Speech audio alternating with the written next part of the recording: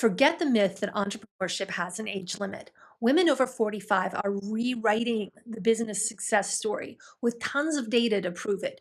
So, look, if you're struggling to find meaningful work and you're tired of toxic coworkers or not being recognized for your contributions, or maybe you're just frustrated by the limited growth or financial opportunities you're getting with corporate, this episode of the Gen Expert Show is for you.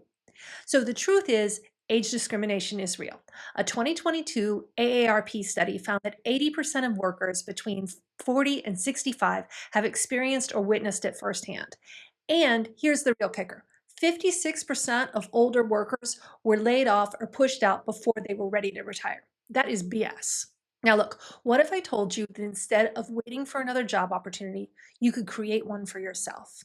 So, more women over 45 than ever are starting their own businesses. And today, I'm going to show you why coaching and consulting are the best business ideas for Gen X women. You already have marketable experience. So, let's talk about how to turn that into income. I'm Laura Zavelson, and this is the Gen Expert Show, where we talk about how you can capitalize on what you already know to build a business that gives you control over your time, your impact, and your financial opportunity. So you never, ever have to be out there looking for a job again, unless you really want to. So here's the reality of how I see the job market if you're over 45, and why I think if you're in a position where you've been pushed out of your job or you've got one foot in and one foot out, this is a great time for you to pivot. So I just don't think the job market is built for us anymore. Women over 45 face longer job searches, lower rehire rates. Hiring managers who are often younger than we are assume we aren't tech savvy, that we're not adaptable. Companies see us as what? Too experienced or too expensive, I think is probably the right term for that. Um, a Small Business Association report found that more than half of small business owners in the United States are over 50. So all of these people did not wait for a job. They created one. Look, I think reinvention is a Gen X superpower, okay? We navigated the transition from analog to digital. We did it first. We've worked through recessions, corporate restructuring, tons and tons of layoffs, and we already balance work, family, caregiving, everything in between. So, look, if there's anybody who knows how to pivot, it's us. So, what I want to do today is just talk about the options. Let's talk about what it might look like if you didn't wait for that perfect job to show up in your LinkedIn feed, or you didn't wait for that opening over in marketing to finally be vacated by whoever is sitting in it and refusing to get out now, right? So, don't look at this as dropping out or as like second best. I want you to think about it as reclaiming control over your career and over your life, right? Yeah, entrepreneurship is risky. I can't lie to you about that. But it's a calculated risk. And if you've built financial stability, you are probably the highest ROI investment that you can make right now. You don't have to take my word for it. Let's go ahead and look at the data. The average age of a successful founder is 47. 25% of new entrepreneurs are over 50. 51% of female business owners are Gen Xers. We are one of the fastest growing groups in entrepreneurship. And I'm going to tell you, it's because corporate is sending us out there and we are taking them up on the challenge. Okay. Um, and this is the last one. And this is the one that I think is the most amazing and also I think the most important. 70% of small business owners over 50 rate their happiness as an 8 of 10 or higher. Okay. Have you ever seen like happiness ratings like that with people who are still caught up in the corporate grind? No. Would you rate your current happiness level there? So, don't you want this for yourself? It's worth it to at least explore it, don't you think? Okay, so let's say you figure out that you want to learn more. What business should you start? I'm going to make the argument that the best business for a Gen X woman to start right now is coaching, consulting, or being an independent expert of some sort, like a professional organizer or an event planner or a designer. And here's why. All right, first of all, you already have the skills you need. Now, maybe you don't think of it that way, but you've probably gathered tons of experience in a specific area. It doesn't matter whether you paid for it or not. And in a minute, we'll talk specifics about how you can turn that experience into income. But a few more reasons why coaching and consulting and being an expert is like a great place for you to start your exploration of going out on your own. Um, I think as women and as Gen Xers, our generation, look, at this point in our lives, we nurture and guide and problem solve every single day, especially if you've got kids or you're taking care of aging parents. You've mentored coworkers, you've helped friends through challenges, you've supported your kids' education, you've led teams at work, you've run volunteer activities.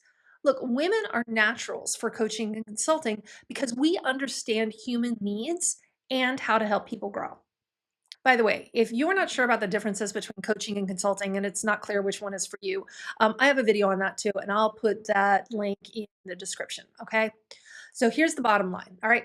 It is highly unlikely that you need more education or certifications in order to start coaching or consulting. Now, of course, if that's important to you and it's going to make you feel confident, go ahead. There's tons of programs out there that are willing to, give you all kinds of training and certifications. But in reality, this is a business you can start right away. And that's one of the reasons I really like it as a foray into entrepreneurship. The second reason that I recommend coaching and consulting and expert businesses is because they alleviate some of the biggest frustrations with the corporate workplace, right? So, toxic boss and coworkers. Anyone? Anyone? Look, if you have your own business, you get to choose who you work with. So, just a week ago, I gently redirected a potential client because, frankly, she just had a lot of negativity and I didn't think she was going to be a good fit for my community. So, choosing who you work with, that's pretty good. Um, the other thing, I'm tired of being underpaid. So you get to set your own rates as an entrepreneur. And one thing we do actually in my business breakthrough program is make sure your prices are high enough so your business can actually get off the ground. Okay.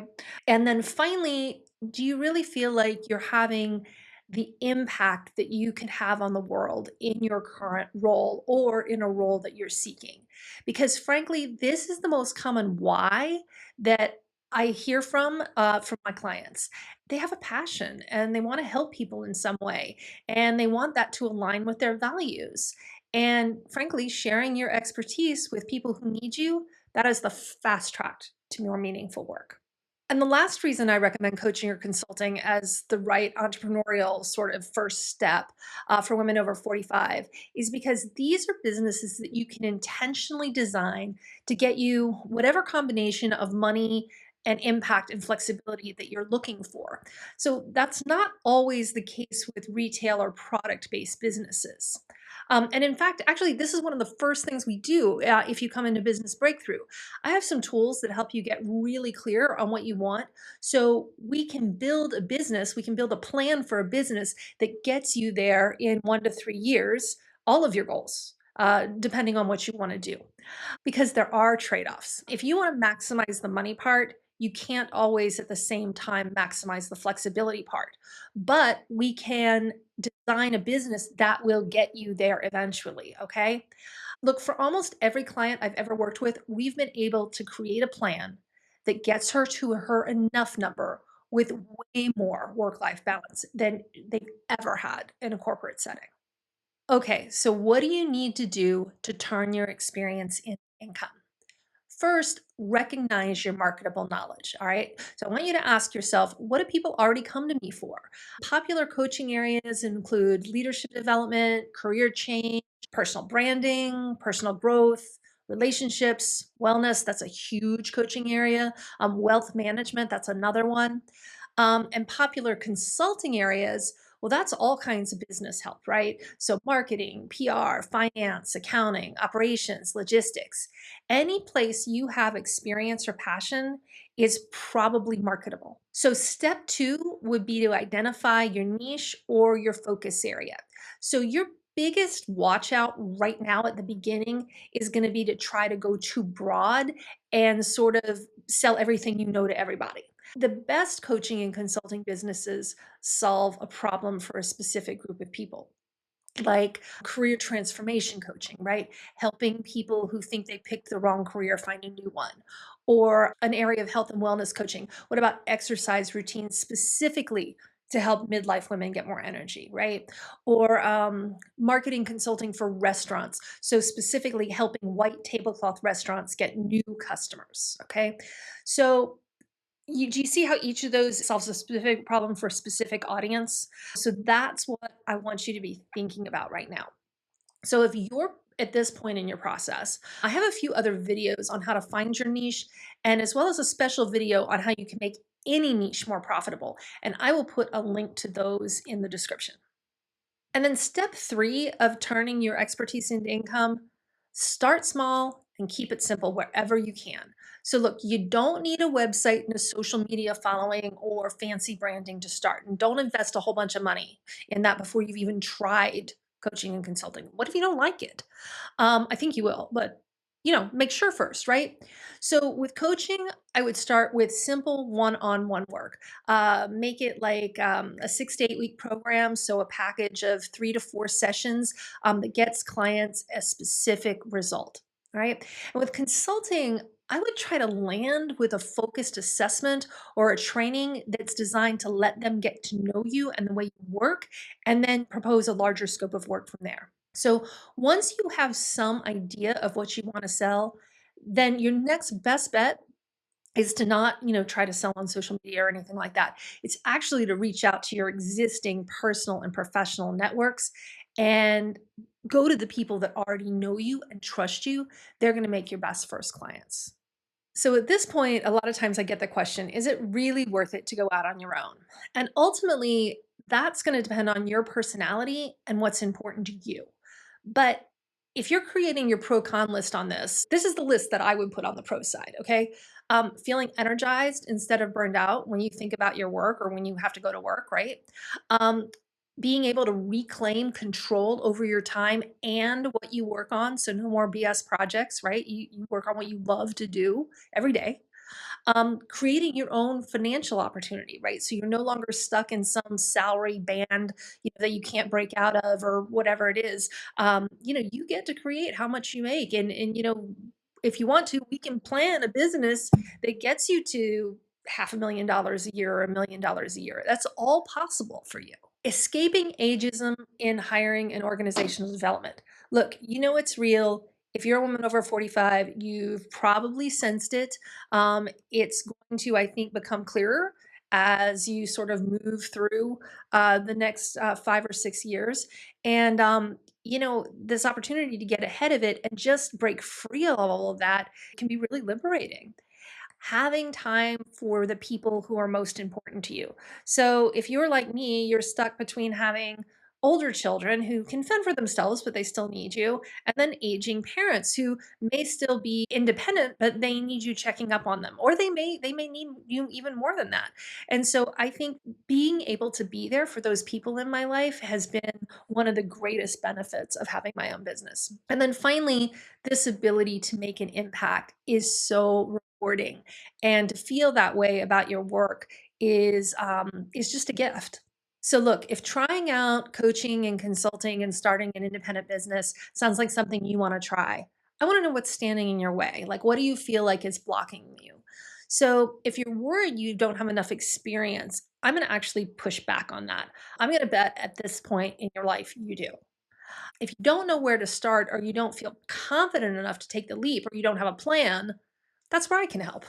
So why don't you go ahead and download my Gen X Escape Plan? All right. It's a 3 step roadmap that will guide you through exactly what you need to do to take these first steps towards exploring being a coach or a consultant or an independent solopreneur. All right. And if this episode was helpful for you today, I would love it if you would like and subscribe. And you could even share it with someone that you want to bounce business ideas off of. So, as always, thank you so much for listening, and I will see you next time.